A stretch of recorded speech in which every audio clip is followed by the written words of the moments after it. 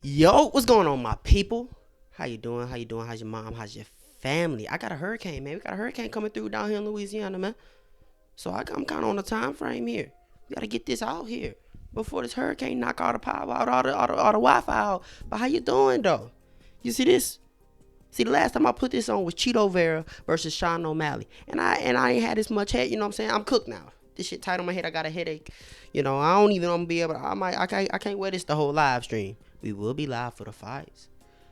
We will be having a parlay for the fights. You see what I'm saying? But look, though, UFC 306 Noche in the sphere. It's time for me to give you my picks and predictions, and maybe a few plays that I'll make here and there. If you guys like watching fights, watch parties, debating fights, and more, reacting to things, this is the channel for you. I urge you to help out the algorithm, like, comment, subscribe. I greatly appreciate it. I will have timestamps down below. So if you guys just want to see certain picks, feel free. I don't mind. But I appreciate if you watch the whole video. Let's get into it. Opening up the card, which is kind of crazy. Raul Rosas versus Aoriqi Lang. Raul's a huge favorite in this fight, and it doesn't really make sense to me. But the UFC hopes that it lives up to that. The 19-year-old is given a slow build. He's been given a slow build. And he's getting better competition as he gets better. C-Rod was a little too much for him. So after the C-Rod loss, they realized, okay, we have to take it down a notch. And that's exactly what they've done with Aoriqi Lang. Aoriqi Lang is well-rounded, pretty good at everything, pretty tough and durable guy. He's mostly on the feet when he fights, and he can find himself in dog fights. Raul is a hardcore wrestler, mediocre striking. But we expect that to get better, right? It's getting better in each fight. His cardio seems to be getting better. And not that his cardio seems to be getting better, but he realizes he can't just go all gas, no brakes, super early, and then keep that for the entire fight. Kind of like a guy who we're going to get to shortly in Diego Lopes. However, he should be able to get Chilang on the ground and submit him in round 2. So I'm going to go round 2 submission. Now we got Edgar Chairez versus Josh Van. Short notice step up for Josh Van. It's a tough fight for me to predict. Here's why.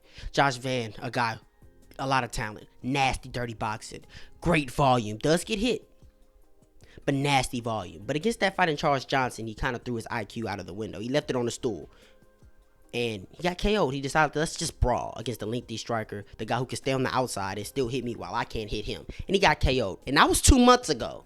Now he's stepping in on short notice against Edgar Chairez. It's a tough fight for me to predict. Josh uses his volume very well, but he's way too hittable. But Edgar, he's not that high volume himself. He's not just going to go out there and just pick you apart. Edgar, a guy who will lose rounds, but then find his spot, find his opportunity to lock in a submission. And that's how he's been winning most of his fights. He has a good chin. He will throw some power shots, but he will look for his moment. While he's just pop shotting, he will look for his moments to initiate the grappling. I don't think Josh is going to try to take him down, so he shouldn't have to worry about the grappling. I don't think Edgar will be able to take Josh down. The only thing is, in those clinch situations, if Edgar pulls something, or if he just leaves his neck out there to be taken, that's a problem. It's a low confidence pick. All picks aren't bets, guys. All picks aren't bets. Just because I'm giving you the pick does not mean I'm about to go on my phone and bet it, or I'm telling you to bet it. But all picks aren't bets, but low confidence, I'm going to go Josh Van. I think he's going to be able to stick Edgar against the fence, keep him against the fence, and tee away with shots. Now we have Yasmin, versus Ketlin Souza. Yasmin, very powerful boxer who can defend takedowns and secure those of her own if you get a little bit over aggressive with your takedown shots. She has great volume, great pressure, and is always viable for a finish. She will look for a finish if she smells blood in the water. She's like a shark. Ketlin Souza is also a striker with volume, slightly less volume, but she throws everything with power pretty much. She's decent on the ground as well. That's when it actually gets to the mat, but she's not that great at securing her own takedowns. She's not as technical as Yasmin. I think Yasmin is gonna beat her up by decision in a pretty entertaining fight. A little bit competitive, but Yasmin clearly wins. Damn, my head is hurt. Now we got Manuel Torres versus Ignacio Babamondes. Both fighters are ridiculously dangerous. Manuel is a very powerful striker, but he lacks some technicality with it. He's a very dangerous grappler as well. He's always viable for a submission. He uses his clinch game very well to lock in submissions, use knees, throw strikes. Babamondes is the exact same fighter with a few exceptions. He's not as great offensively grappling. He's taller, he's longer, and more technical. Manuel has the power advantage there. It's going to be very, very interesting. I don't think this fight makes it out of the first round. I'm going to pick Ignacio Babamondes. God damn it. Manuel's length advantage will be gone. So I expect Ignacio to be able to expose the lack of technicality in Manuel's striking. And the reason I think it's going to be a finish is because Manuel's kill or be killed. He's going to kill you or he's going to get killed. Right? So if he does get hurt, I don't expect him to shell up. I expect him to fight back. And we can see a brawl here. And with that length, I think it's going to be hard to overcome that. I'm picking Ignacio Babamondes. Now we got Irene Aldana versus Norma Dumont. This is a pretty easy one for me, but the community is split. So I'm probably going to have a plus 3.5 bet here. Just letting y'all know that right now. I'm going to have a plus 3.5 bet here on, I hope Irene's the dog by the time this comes around. The line's getting closer and closer. I hope Irene's the dog. If she's not the dog, I'm scared to put plus 3.5 on Norma because I really think Irene Aldana just wins this fight. She may be the best boxer in that division. She has sneaky power. Norma Dumont's wrestling isn't good enough, in my opinion, to secure takedowns and dominate. She might get her to the ground once, but I don't think she'll be able to dominate positions on the ground and in the clinching and the grappling like the MMA community does. Norma has much less volume than Irene Aldana, and she has not been in front of a girl like Irene Aldana, man. I mean, it just is what it is. Irene getting those rounds in with Alexa Grasso. I also expect Irene to realize, hey, I've only lost to champions, and the way they beat me is not even strike with me. It's been straight wrestling, so I expect her to be ready for the grappling, to have defensive grappling, and to make the best of her moments on the feet to wow the judges. I'm confident that Irene gets it done here. I'm going to pick Irene Aldana by decision. On to the main card. We got Ronaldo Rodriguez versus Ode Osbourne. He's nasty, man. He's patient on the feet, but he will blitz with power to try to get you out of there. Solid chin, really good BJJ. Ode Osbourne, he's a long and rangy striker. Pretty patient, not a lot of volume. He has decent power. He's coming off a 2-fight losing streak, but those 2 fights that he lost was because of the wrestling deficiencies. Now, while I just said Ronaldo has great BJJ, I did not say he had great wrestling. I don't like his takedowns that much. But I'm still going to pick Ronaldo. I think Ronaldo has more ways to win this fight. And I think he can have the bigger moments on the feet. So give me Ronaldo. Give me Ronaldo by decision. Now we got the fight of the night.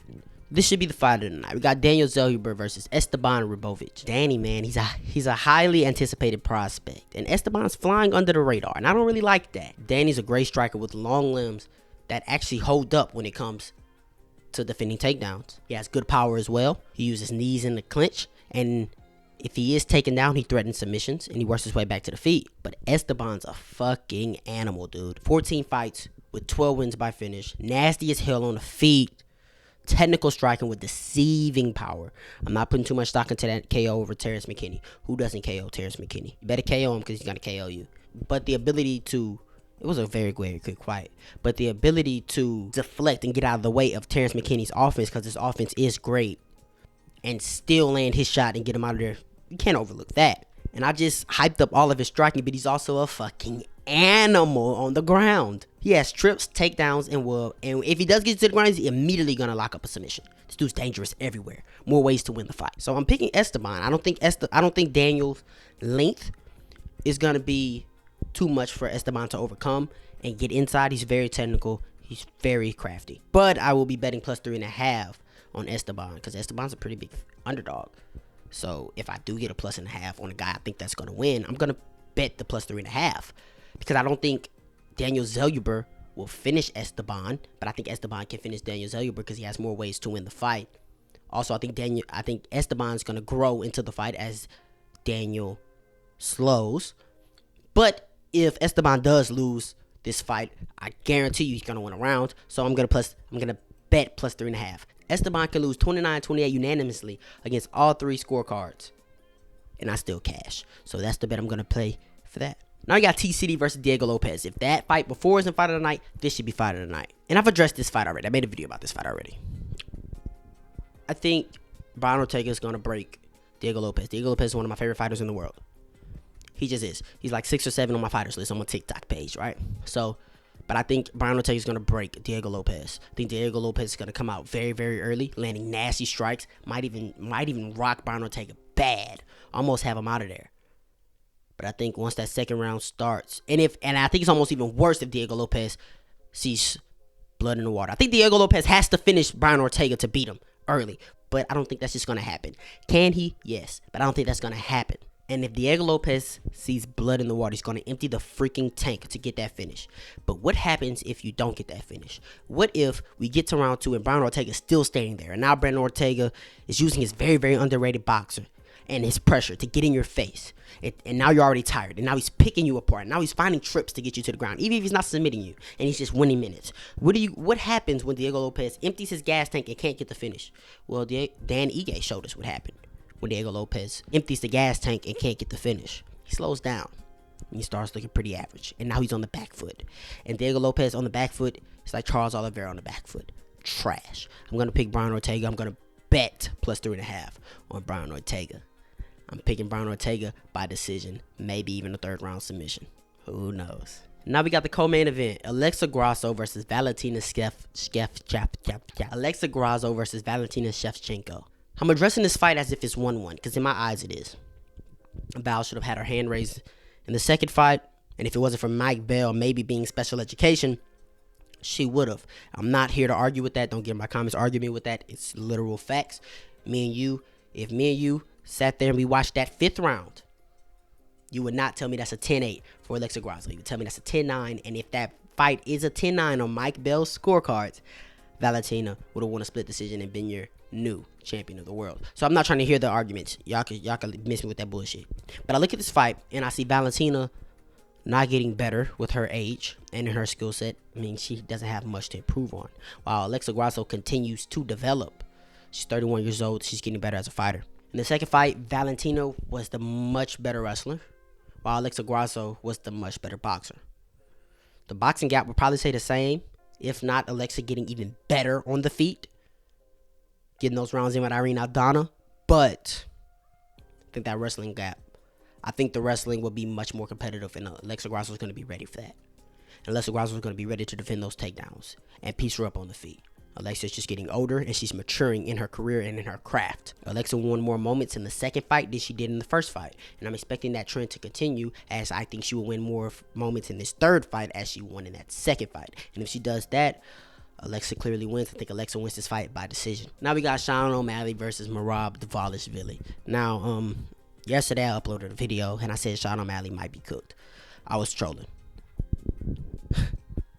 that would have been my take if Merab was, healthy. If Merab didn't have a cut over his eye, that I don't think will play a big factor. I think we're over exaggerating with that one. But one thing that will play a huge factor is the staph infection. Have you seen Merab's arm?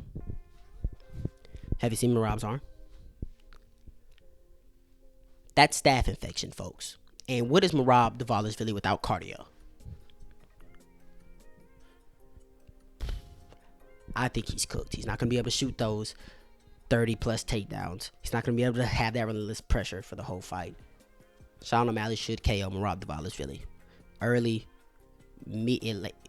Sean O'Malley should KO Merab Dvalishvili pretty easily. That's all I got for that one. And I'm probably going to bet Sean O'Malley money line. That's all I got for you guys today. If you guys enjoyed this one, let me know. Tell me where you disagreed. I'll debate you in the comments. Let me know what's up. But like, comment, subscribe, help out that algorithm.